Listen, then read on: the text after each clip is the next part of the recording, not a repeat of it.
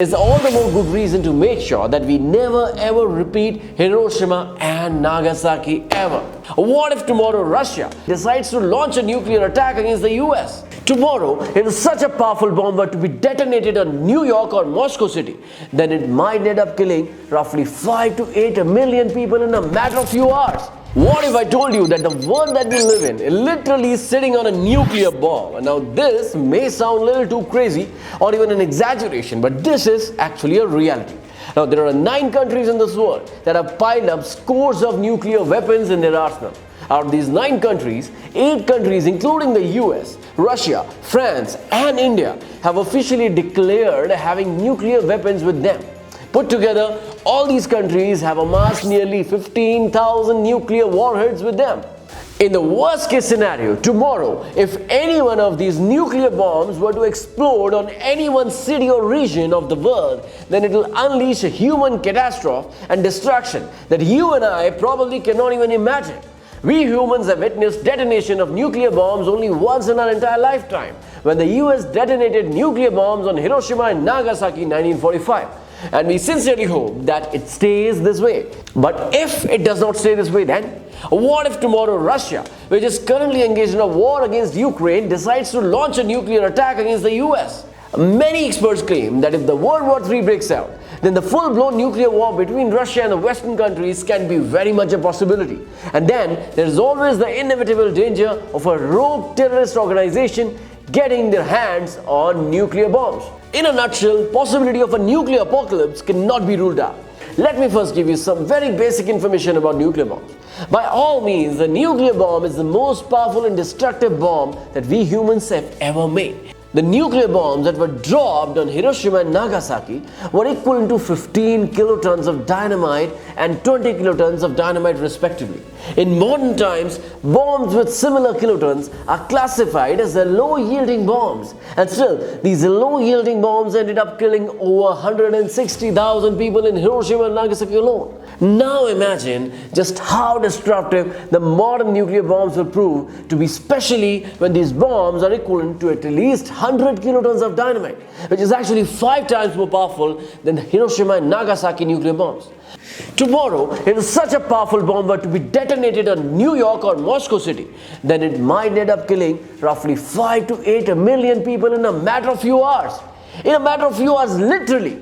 In other words, a nuclear bomb can wipe out an entire city in a blink of an eye. This again brings me to a fundamental question.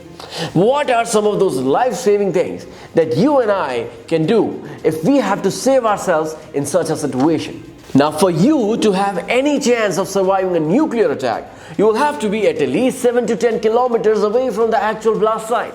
In case you are not, or in a worst case, you are very near to the actual blast site, then your chances of surviving the nuclear holocaust will be absolutely zero. Just to give you a fair idea about the intensity of the heat of the average temperature of the blast site and its adjoining area rises to almost 4,000 to 6,000 degrees Celsius. This is how incredibly hot it gets. This is the average temperature of the core of the sun. In other words, you will burn to death in a matter of few seconds if you are anywhere near the blast site. But for the sake of argument, let us first assume that you are lucky enough to find yourself 10 kilometers away from the actual site. And hence, here are some of the important steps that you should be taking if your city comes under a fatal nuclear attack. Step number 1, hide. Once you realize that a powerful explosion that you have just heard is actually a nuclear bomb, the first thing you might do is run and flee away. And obviously, all other scores of people around you will also do the same. This is just a natural human instinct. But running and fleeing is actually a very bad idea. That's because no matter how fast you run, the nuclear bomb-infused heat and dangerous radiations travel with freaking speed. And sooner or later, it will catch up with you and you will be dead even before you know.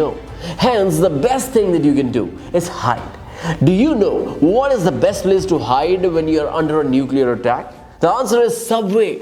Since the subways are located in the basement area, they are among the best places to hide yourself. But just in case there aren't too many subways around, then the best hideout place would be a concrete cement building. When I say a concrete cement building, I certainly want to indicate here that hiding in houses made of steel and wood would be a bad idea. The reason being the steel and wooden houses are not strong and sturdy enough to save against the dangerous radiation and heat, and hence a concrete building are by far your best bet. Once you are in a building, try hiding either in the bottom or middle floor of the building. Avoid going to the higher section or roof of the building, as you imminently run the risk of getting in contact with the radiation and deadly heat. Once you are safely inside the building, make sure to shut down all the windows in the room. This will make sure that the harmful gamma radiations and dust particles do not enter your room. This brings me to a rather very important question. What to do if you suspect that your body has come in touch with some sort of minor radiation? Well, it is easier said than, but don't panic. The first thing that you should be doing is remove all your clothes and clean your entire body, including your hair, with a wet or damp cloth. And yes, avoid touching your eyes, nose or mouth. Here, some people would also want to ask me, how about hiding inside their car or a vehicle? Well, this would be the dumbest thing that you might do. First, most modern cars are made of low quality steel, and as I just hinted before, steel is simply not good enough to protect against the radiation and windy dust that is approaching towards you like a tsunami. Secondly, taking shelter inside a vehicle might tempt you to start off your car and run as quickly as possible from the blast site. Now, conventionally, this might sound like a brilliant idea, but it's not.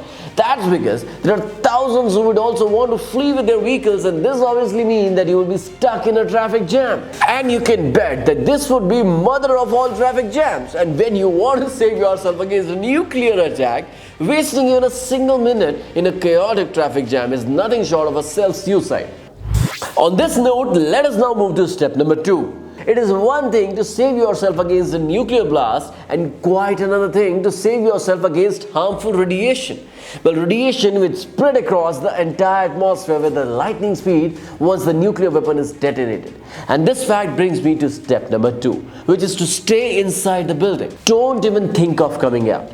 If you decide to come out for whatever reasons, then nothing will stop you from coming in touch with the harmful radiation. And even if you don't die immediately, the one thing that is sure is that your body will instantly suffer a third-degree burn, and this itself will prove immensely painful. As for the question of how long you should be staying inside the building, well, according to most scientists and defense analysts, you should be hiding inside your safety net for minimum 24 hours. On a safer side, you can choose to stay inside for even 30 long hours. After nearly 24 to 30 long hours, nearly 60 to 80% of radiation should be diluted from the atmosphere, and hence you should feel pretty safe to come out. But please bear in mind that some amount of radiation will still be present in the atmosphere, and therefore it will be nice if you preferably wear a mask and also wore a thick cloth around your body. Most scientists argue that it will take almost a week or sometimes even an entire month for these harmful radiations to completely go away from the atmosphere. It is important to remember that small children's body is a little bit more sensitive towards radiation, and hence bringing them out when radiation levels become incredibly weak is probably the most appropriate decision to take.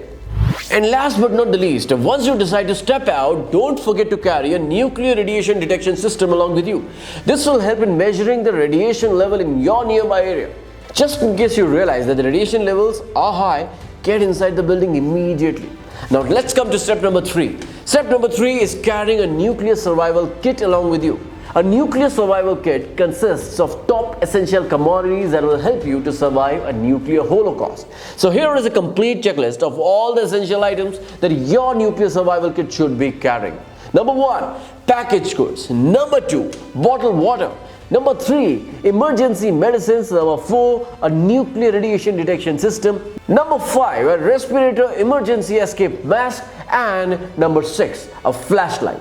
Now, if some people are wondering from where they should be buying this nuclear survival kit, well, if your country is facing a war-like situation, then your government should be distributing these nuclear kits across several local centers and even retail shops.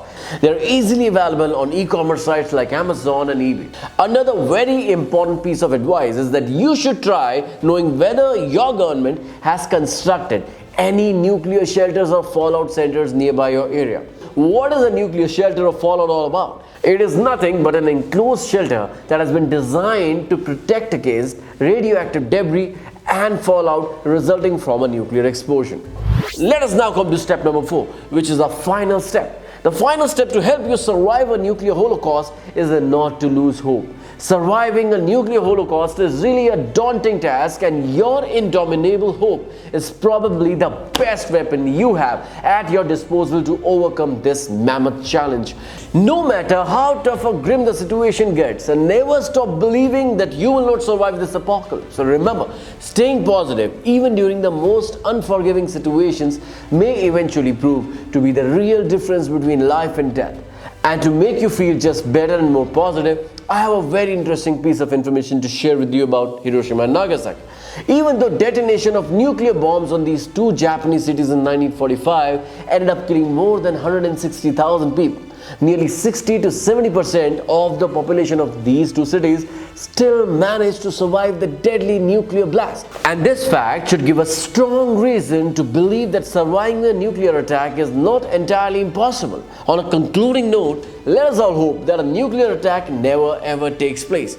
Let us not forget that a nuclear bomb, in a sense, possesses an existential threat to the entire mankind and human race. And this is all the more good reason to make sure that we never ever repeat Hiroshima and Nagasaki ever. That was it for this video. If you like this, smash the like button and subscribe to our channel. This is Prashant. See you in the next one.